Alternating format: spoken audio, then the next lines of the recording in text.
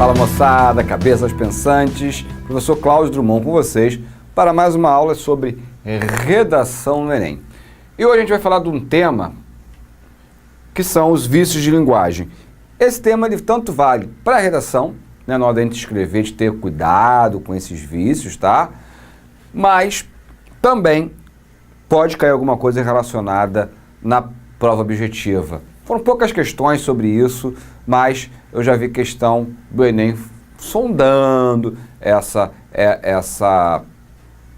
área aqui, que são os vícios de linguagem, tá? Mas, sobretudo, na prova de redação do Enem, para a gente não cometer tais erros. Vamos lá. O que são os vícios de linguagem? Ao contrário das figuras de linguagem, que representa realce e beleza as mensagens emitidas, os vícios de linguagem são palavras ou construções que vão de encontro às normas gramaticais. Eles costumam ocorrer por descuido ou ainda por desconhecimento das regras por parte do emissor. Então, os vícios, né, você tem uma figura de linguagem que ela é utilizada para enriquecer, para dar beleza, para enfatizar alguma coisa. Já os vícios não. Os vícios são comuns do emissor, né, aquele que fala, aquele que escreve, por descuido ou, às vezes, por realmente desconhecimento das normas. Então, vamos ver os principais vícios, né? A gente vai ter um que vai demonstrar bem isso, a questão de ser uma figura e pode ser utilizada, e outra como um vício de linguagem que a gente precisa combater. Pleonasmo vicioso ou redundância. Diferentemente do pleonasmo tradicional, tem-se pleonasmo vicioso quando ocorre repetição desnecessária de uma informação na frase. Então existe a figura de linguagem pleonasmo. Tudo bem, você tem lá a letra de uma música, você tem um poema em que sonhei que estava sonhando o sonho sonhado. Beleza, ali é poesia. Então, óbvio que se sonhou, só pode ter sonhado um sonho que obviamente foi sonhado, sim. Mas ali foi feito para enfatizar, é um recurso linguístico que é bem visto naquele contexto, tá? Então é um pleonasmo enquanto figura de linguagem. Agora, esse enquanto vício, nós perceberemos que não, que a gente não pode ser bem visto, que a gente não pode cometê-lo, sobretudo na escrita numa redação do Enem. Ó, entrei para dentro de casa quando começou a anoitecer. Ora, se entra só pode ser para dentro, se sai só pode ser para fora. Entrar para dentro, sair para fora, obviamente que são pleonasmos viciosos, que também são chamados de redundância. Hoje fizeram-me uma surpresa inesperada. Surpresa esperada deixa de ser surpresa. Se a surpresa só pode ser inesperada, correto? Muito bem, encontraremos outra alternativa para esse problema. Se você vai encontrar uma alternativa, é óbvio que é outra coisa. É outra proposta, outra solução. Então, outra alternativa está errado. Então, é uma alternativa ou outra? Não. Se é uma alternativa, obviamente que é outra proposta, outra intervenção, certo? Esses são alguns exemplos de pleonasmos viciosos. O barbarismo. O barbarismo, a gente tem algumas formas específicas de barbarismo. Vejamos quais são. Vamos lá. É o desvio da norma que ocorre nos seguintes níveis. Então, é quando a gente transgride, é quando a gente se desvia, sai da norma culta, da gramática normativa. E ele pode acontecer na pronúncia, né? Então, quais são os casos de barbarismo na pronúncia? A gente tem a famosa silabada, erro na pronúncia do acento tônico. As palavras possuem acentos tônicos. Às vezes, elas são marcadas pelo acento gráfico, né? E a gente tem nossa aula de acentuação gráfica, você consulta lá. Ou não precisa vir com esse acento gráfico, mas existe uma sílaba em que a gente emite com mais força, e essa sílaba é chamada de sílaba tônica. Vamos ao exemplo. Um exemplo clássico de silabada. Solicitei ao cliente, a cliente, sua rúbrica. Ora, está errado, até porque essa palavra não tem acento, que já é um indicador. Aqui está sendo colocada propositalmente ao acento porque ela passa a ser proparoxítona e toda proparoxítona é acentuada. Entretanto, ela não é uma proparoxítona, ela é uma paroxítona. A sílaba tônica dela é o bri, é penúltima sílaba. Então eu não pronuncio rúbrica, eu devo pronunciar como rubrica.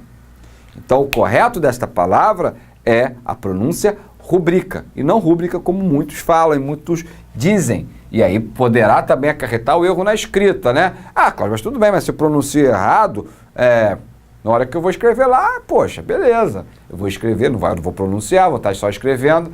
Cara pálida, mas aí você vai se dar mal. Por quê? Porque se você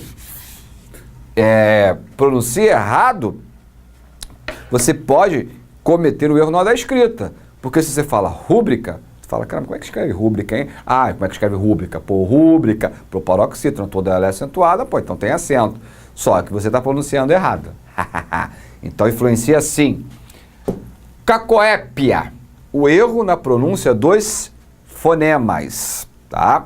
Então olha lá, por exemplo, estou com problemas a resolver. Então faltou ali, o nosso R, ali tem um encontro consonantal, faltou um fonema, o fonema representado pela letra R, como eu disse, o P e o R junto formam o encontro consonantal, a pronúncia seria problemas e não problemas, né?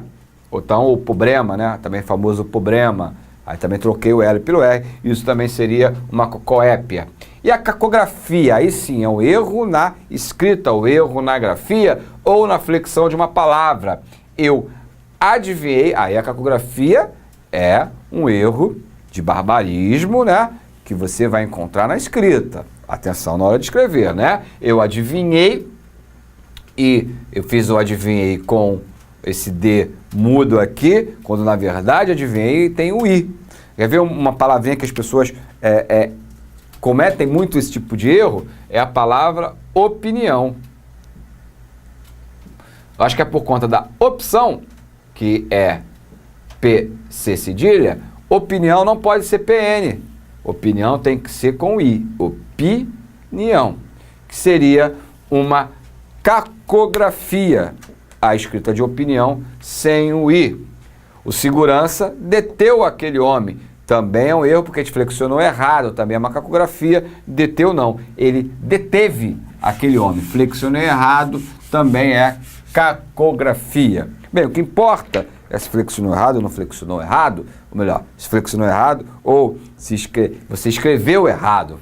Então, é cacografia, é erro, vai perder ponto, hein? Existe também o barbarismo, a gente viu na pronúncia, na escrita, a gente também tem o barbarismo na morfologia, né? Ou seja, se eu ir aí, vou me atrasar. Não, se eu ir aí, péssimo. Se eu for aí. Sou a aluna mais maior da turma. O mais maior é feio demais, né? Sou a aluna maior da turma. Né? Mais maior fica feio demais. Isso é um erro barbárico. Erro também de barbarismo. Barbarismo é bem abrangente. Barbarismo também semântico, né? Por exemplo, José cumprimentou seu vizinho ao sair de casa. Cumprimentou? Não. Cumprimentou com O não funciona. Cumprimentou. Significados diferentes. Cumprimento e comprimento. Cumprimento com O, extensão. Cumprimento, saudar a alguém, não é isso? Muito bem. Também os estrangeirismos, considera-se barbarismo o emprego desnecessário de palavras estrangeiras. O estrangeirismo, beleza, a gente tem os estrangeirismos, fazem parte da nossa língua, mas usados em exagero, aí é barbarismo. Se você tem um similar em língua portuguesa, a gente fala, a língua portuguesa é a língua oficial do nosso país, tem que prevalecer isso, né? Ou seja, quando já existe palavra de expressão correspondente na língua, né? O show é hoje. É considerado barbarismo. Mas poxa, Cláudio, eu sei, mas o show sempre tem um espetáculo. Você pode trocar por espetáculo, que é em língua portuguesa. Vamos tomar um drink com K, sendo que em português se escreve com QU. Pô, mas não vem? Vem, beleza, mas já foi aportuguesado. Então, prefere-se grafá-la em língua portuguesa. Então, cuidado com isso, para que na prova, na redação, né, vai lá, igual algumas pessoas vão lá, shampoo. Aí escreve shampoo em inglês, né? Shampoo. Esquece inglês, né? S-H-A-M-P-O, né? Shampoo. Poxa, mas já tem o similar em português, né? Você já tem o português shampoo com U no final, X e U no final, portuguesado. Então tem que se escrever, tem que se dar a preferência à forma em língua portuguesa. Certo? E shopping, como é que eu escrevo? Shopping, você escreve em inglês porque não está portuguesado. Se você quiser se referir a shopping, você vai ter que escrever. Por isso que eu digo, estrangeirismo não é erro. O exagero ou o não uso da forma correspondente em português, aí é um barbarismo, certo? O solecismo. Aí o solecismo ele trata dos desvios de sintaxe, podendo ocorrer nos seguintes níveis. Quais são os níveis que a gente percebe o solecismo, né? Vamos lá. Na concordância, né? Então, olha lá, um erro de concordância, que é a concordância, a regência e a colocação pronominal, são da área sintática. Então, um exemplo de concordância. Haviam muitos alunos naquela sala, quando na verdade deveria ser havia. Haver no sentido de existir é um verbo impessoal, sendo assim, havia muitos alunos naquela sala. E isso ocorre muito na hora de escrever, tá? Na redação, então cuidado com esses detalhes. A regência, eu assisti o filme em casa. A essência do verbo assistir, né? Quando é relativo a ver, pede a preposição a. Então, assistir ao filme em casa. Ou a colocação, dancei tanto na festa que não aguentei-me em pé.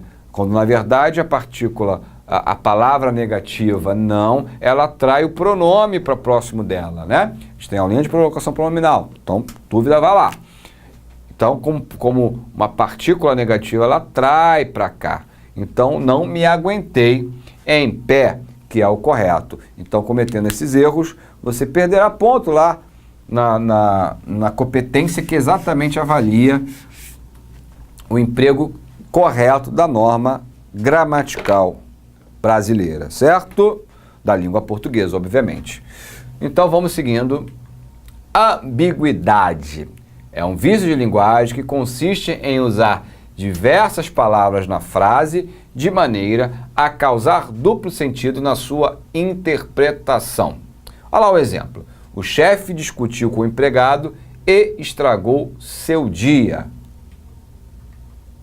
Perdão, avancei aqui. O chefe discutiu com o empregado e estragou seu dia. Aí você aqui não sabe. Bem, o chefe discutiu com o empregado e estragou seu dia. Estragou o dia do chefe ou estragou o dia do empregado?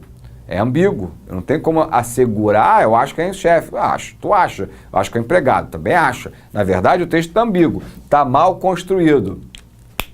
Dá margem a uma dupla interpretação, o que não pode de maneira nenhuma acontecer na prova do Enem. A gente não pode construir textos que deem margem à dupla interpretação. É um texto objetivo, é um texto em que a interpretação tem que ser direta, lógica. Então não cabe dupla interpretação na prova do Enem, na redação do Enem especificamente, é claro. Então vamos apagar essa ambiguidade aqui. Muito bem, vamos seguir o fluxo. Eco. O eco, na verdade, é uma espécie de cacofonia, que consiste na sequência de sons vocálicos idênticos, ou sons vocálicos são sons de vogais, tá? Ou na proximidade de palavras que têm a mesma terminação. Também se chama de assonância. Eu falo de assonância, mas na verdade, quando a gente fala em assonância, que é a repetição do som vocálico, som de vogal, existe a aliteração, que é a repetição de um som consonantal. Nesses casos, a assonância e a aliteração, enquanto figura de linguagem, tudo bem, ela acontece para dar o ritmo, para dar musicalidade, sobretudo ao poema, né? São muito usadas em poesia. E também da terminação, que é a famosa rima, você dentro da poesia, bacana, mas num texto formal, e em prosa, como é o texto dissertativo argumentativo da redação do Enem, a gente não pode, de maneira alguma, usar de assonância ou de rima. É possível que a aprovação da transação sem conjunção e sem associação. Péssimo esse aí, esse eco, né? Aí vem a explicação que eu acabei de falar, que na poesia a rima é uma forma normal de eco. São expressivas as repetições vocálicas a curto intervalo que visam a musicalidade ou a imitação de sons da natureza. Harmonia imitativa. Tibos flautins finíssimos gritavam, de Olavo Bilac. Arcaísmo. palavras, expressões, construções ou maneira de dizer que deixaram de ser usadas ou passaram a ter emprego diverso. Então, algo que está em desuso, né? Na língua viva contemporânea, temos alguns exemplos. Azinha por depressa, assim por assim, entonces por então, vós-me-se por você, geolho por joelho, arreio, o qual perdeu significação antiga de enfeite, catar perdeu a significação antiga de olhar, faria-te um favor, não se coloca mais o pronome pessoal átono depois da forma verbal no futuro do indicativo, né? A gente vai usar colocação pronominal, a gente vai usar mesóclise, né? Falar-te-ei, então faria-te, far-te-ia no caso, né? Fartia, pensei que era faria, fartia. Então, são chamados arcaísmos, não se usa mais. O que não se usa mais é considerado arcaísmo, a gente tem que ter o cuidado de não usá-los. Preciosismo, expressão rebuscada, usa-se com prejuízo na naturalidade do estilo. É o que o povo chama de falar difícil e estar gastando. É você usar uma palavra muito rebuscada que compromete o teu entendimento. Pô, palavra difícil. E o texto do Enem, como eu falei, é objetivo. Que você leia e que você tenha clareza, que tenha clareza para que você leia, entenda de uma vez só, não precisa ficar voltando. Eu estou achando melhor ficar voltando 10 vezes para tentar entender seu texto? Claro que não. Então, tenha que ter cuidado. Use de forma simples. Olha só isso aqui. O fulvo e voluptuoso rajá celeste derramará além os fugitivos esplendores de sua magnificência astral e rendilhara d'alto o de leve as nuvens da delicadeza arquitetural decorativa dos estilos manuelinos, né? Olha aí, até tem que ler 10 vezes para poder entender o que o cidadão está querendo dizer. Observação. O preciosismo também pode ser chamado de prolixidade. Quando você fica botando um monte de termo e no final das contas você não está dizendo nada, ou você não se entende nada, a gente pode dizer também que está sendo prolixo aquele texto. Então também a gente pode dizer que em alguns casos o preciosismo seja também ou possa ser chamado de prolixidade. E o vulgarismo, né? É o uso linguístico popular em contraposição às doutrinas da linguagem culta da mesma região.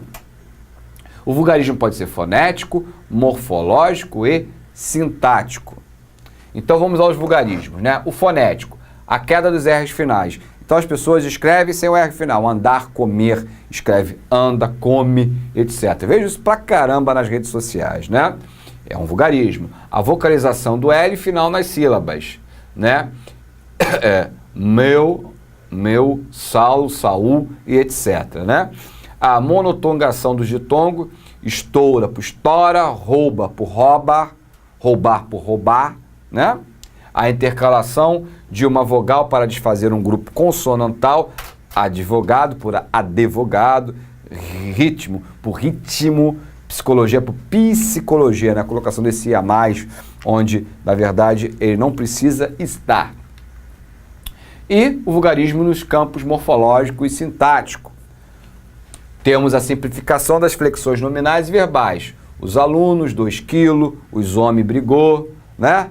Isso também a gente percebe muito no descuido da fala, mas na hora de escrever também alguns ignoram essas flexões nominais e verbais, essas concordâncias. Também o emprego dos pronomes pessoais do caso reto em lugar do oblíquo. Viela, né?